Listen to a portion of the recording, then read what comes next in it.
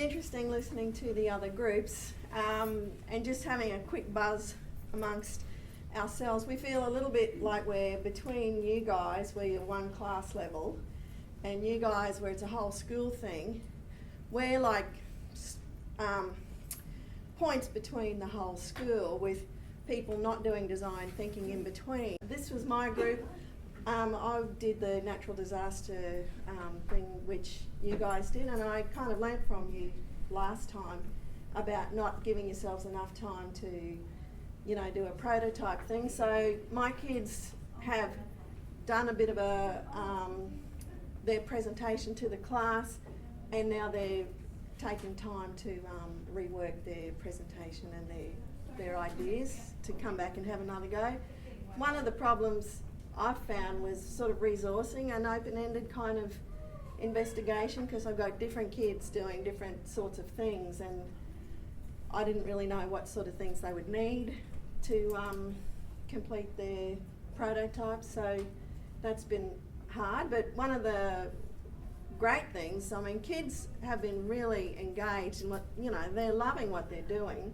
Like these boys were studying volcanoes, so they, you know, a little bit of internet research, hands-on stuff, but the kids really just love the whole time that they're doing that sort of stuff. So it's been a very positive activity.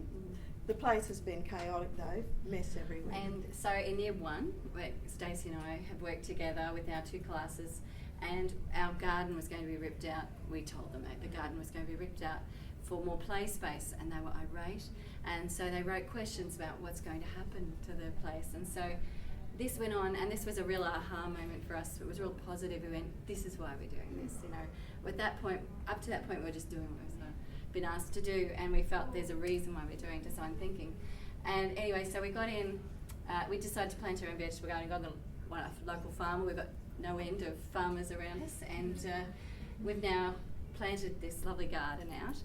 And I'll hand over to Stacey. Yeah, our question that we came up was that gardens were useless. And at this stage now, we've actually planted up our garden. We've got carrots and beans and pumpkins growing.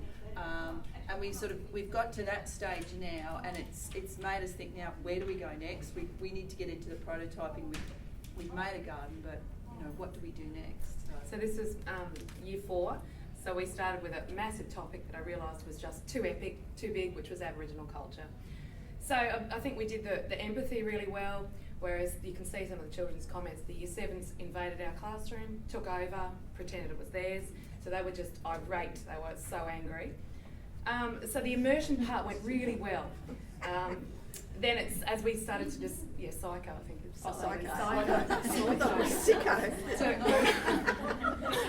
And this is, so it started well and then ended up not doing very well. And this is our current topic that we're looking at, which is maths is boring and we don't need it. So we started off with TED Talks, origami in real life, origami in stents, heart stents. So pretty picture, I know, but there's more to it. It is messy, the classroom is messy. There's our post-it notes that we're, questioning is going really well. Our questioning is fabulous. If I take anything from what we've done, the questioning is going really well. So I started design thinking straight away. I jumped into it and started drowning straight away. I started off in term 3 and fecal matter hit the fan, and I couldn't really go ahead and do it because heaps of these interruptions came. So I went to Danielle came to me and said, do a challenge, a design challenge. So we found this area of the playground which isn't being used, and now we are, we've taken pictures, immersed ourselves in what is happening on the site and at school where all the activity is happening.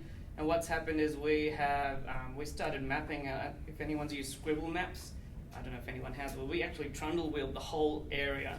And then when I used Scribble Maps, I actually realized that when I was scribble mapping, it was the exact same measurements as what we trundle wheeled. I was like, oh. So if you want to know that, that's handy. So right at the moment, what I think, what I need to do is really start prototyping and really getting them into creating what they want to build on our site called Frank Street. So that's where we're at the moment. So a bit of immersing, a bit of synthesizing. So that's where year 5 is. Wonderful. Thank you very much.